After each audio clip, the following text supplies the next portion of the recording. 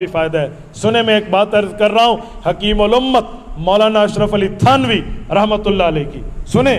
حضرت تھانوی فرماتے ہیں، میں مولوی، میں اپنے مدرسے کا عالم، استاذ الحدیث، استاد التفسیر، استاد الفقہ، استاد القرآن، سب کچھ پڑھتا پڑھاتا رہا، لیکن جب میں گیا اپنے شیخ حضرت حاجی امداد اللہ مہاجر مکی رحمۃ اللہ تعالیٰ علیہ کے جو ہے کیا کہتے ہیں صحبت میں، اور اس وقت جا کر میرے اوپر کھلا تو ایک واقعہ اپنا بتاتے ہیں۔ کہتے ہیں ایک جگہ میں واز کر رہا تھا، واز یہ تھا کہ اللہ رب العزت ہر جگہ موجود ہیں، اس پر دلائل دے رہا تھا، اور میں نے پھر مسئلہ سمجھایا کہ دیکھو اللہ سنتے ہیں پر ایسے نہیں ہیں جیسے آپ کے اور میرے کان ہیں، اللہ دیکھتے ہیں ایسے نہیں ہیں جیسے آپ کے اور میری آنکھیں ہیں، اللہ رب العزت کے کان نہیں، اللہ بغیر کان کے سنتے ہیں، اللہ آنکھ سے نہیں دیکھتے بغیر آنکھ کے دیکھتے ہیں، اس طرح نہیں ہے جیسے آپ کے اور ہماری ہے۔ کہتے ہیں یہ سمجھاتے وقت جب میں نے عوام میں بات چلائی، علمی بات تھی، تو ایک بوڑھا آدمی بالکل جٹ قسم کا سادہ بندہ کھڑا ہوا، انہوں نے کہا اشرف علی پھر یہ خدا تو نہ ہوا، یہ تو تربوز ہوا، نہ جس کی آنکھ ہے نہ جس کا کان ہے، نعوذ باللہ من ذالک۔ حضرت تھانوی فرمانے لگے اس بندے کو کافر نہیں کہیں گے، کیوں؟ اس کی سمجھ اتنی تھی، اس کے سامنے وہ مسئلہ چلا دیا جو وہ سمجھتا ہی نہیں ہے، تو اس کی سمجھ اتنی ہے، اس کی سمجھ میں آ ہی نہیں سکتا کہ وہ اللہ کیسا ہے جو بغیر کان کے سنے، وہ اللہ کیسا ہے جو بغیر آنکھ کے دیکھے، تو اس نے اپنی سمجھ کے مطابق کہا ہے، گستاخی نہیں کی۔ حضرت تھانوی فرماتے ہیں اگر میں حاجی امداد اللہ مہاجر مکی کی خدمت میں خانقاہ میں اللہ اللہ کے ضربے لگا کر سیکھ نہ چکا ہوتا، میں فتوے باز مولوی ہوتا، میں اس کو کافر کہہ دیتا، لیکن اس کی عقل اتنی تھی اس لیے اس کو میں نے کافر نہیں کہا۔ یہ واقعہ حضرت استاد جی کا سنا ہوا میں نے ایک جگہ بیان کیا۔ ایک آدمی میرے سر ہو گیا، مجھے کہنے لگا کیوں کافر نہیں کہیں گے، اللہ کے لیے اس نے گستاخی کیا، وہ کافر ہے۔ میں نے کہا بھائی وہ تو عام مجمع تھا، حضرت تھانوی نے دلیل نہیں دی، میں حضرت تھانوی کے صدقے، حضرت تھانوی کے اس بات پر آپ کو اگر دلائل شروع کرو نا تو خدا کی قسم حدیث سے دلیل ملے گی کہ ایسے آدمی کو کافر اور غلط نہیں کہیں گے۔ جی حدیث میں نے کہا میں پڑھ دیتا ہوں، صحیح بخاری کے اندر واقعہ موجود ہے جلد 2 میں، رسول اللہ صلی اللہ علیہ وسلم نے واقعہ سنایا صحابہ کرام رضی اللہ عنہ اجمعین کو، فرمایا بنی اسرائیل میں ایک آدمی تھا، بڑا گناہ گار، خطا کار، سیاہ کار، لیکن اللہ کا ڈر دل میں تھا، ہر وقت ڈرتا رہتا، اللہ تیرے غضب سے ڈرتا ہوں، اللہ گناہوں کی بدولت کہیں غضب میرے اوپر نہ آ جائے، ڈرتا ڈرتا روتا رہتا، اور ادھر سے غلطیاں بھی، معافی، یہ چلتا رہتا۔ جب موت کا زمانہ قریب آیا، موت کا، مرنے لگا، بیٹوں کو بلایا، بیٹو بتاؤ میں تمہارا کون ہوں؟ آپ ہمارے ابا جان ہیں، بتاؤ میرا تمہارے اوپر حق ہے؟ کہا جی ابو بالکل حق ہے۔ کہا اچھا ایک کام کہوں تمہیں اچھا نہ لگے مانو گے؟ انہوں نے کہا ابو اچھا لگے بھی مانیں گے، نہ لگے بھی مانیں گے، آپ ہمارے والد ہیں۔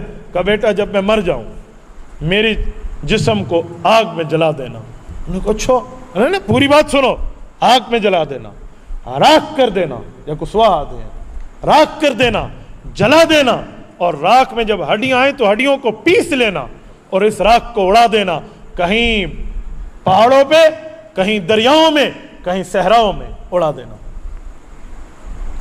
ٹھیک ہے؟ اور اگر اللہ میرے اوپر قادر ہو گیا تو مجھے ایسا عذاب دے گا جیسے کسی کو نہ ملا، ورنہ بچ گیا تو بچ گیا۔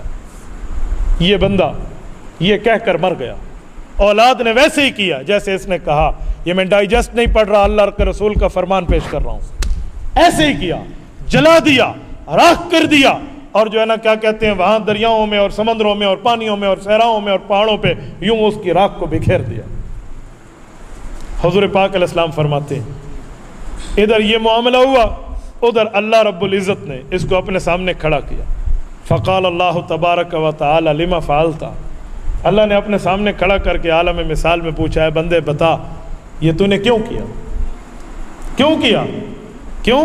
اللہ نے حکم کیا تھا پہاڑوں کو اس کی راکھ واپس کرو، فضاؤں کو راکھ واپس کرو، درختوں کو راکھ واپس کرو، پانیوں کو راکھ واپس کرو، جسم بنا کے کھڑا کر دیا۔ لما فعلت، ایک لفظ بولا ہے اس بندے نے، اللہ کے رسول فرماتے ایک ہی لفظ بولے، من خشیتک یا ربی، اے میرے اللہ مجھے ڈر تھا آپ مجھے عذاب دیں گے، آپ کے اس ڈر کی وجہ سے میں نے اپنے جسم کو ختم کرا دیا۔ حضور علیہ الصلوۃ والسلام یہ واقعہ یہاں روک کر ارشاد فرماتے ہیں فغفر اللہ نے اس کی مغفرت کر دی اور اسے جنت میں بھیج دیا۔ میں آپ سے ایک بات پوچھتا ہوں، اب سنو ذرا، اس واقعے کو ذرا سمجھیں۔ یہ بندہ تو اللہ کو قادر تو نہیں مان رہا تھا، بظاہر تو یہی لگتا ہے، اس نے خود کو جلوا دیا، راکھ کو بھی پسوا دیا اور ہڈیوں کو پسوا کر پھینکوا دیا، یہ آدمی بخشا کیوں گیا؟ اس کی یہ وجہ نہیں ہے جو ہم سمجھ رہے ہیں، اس کی وجہ کچھ اور ہے۔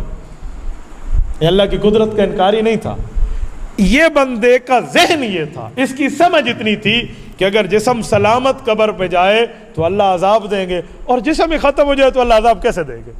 سادہ بندہ تھا، عابد تھا، فقیہ نہیں تھا، سمجھنے والا نہیں تھا، اس کا ذہن یہی تھا کہ یار اگر بندے کا جسم ہی ختم ہو جائے تو عذاب کس کو ملے گا؟ یہ نہیں ہے کہ اللہ قادر نہیں ہے، قادر تو ہے اللہ، لیکن اس کی سمجھ ہی یہ تھی۔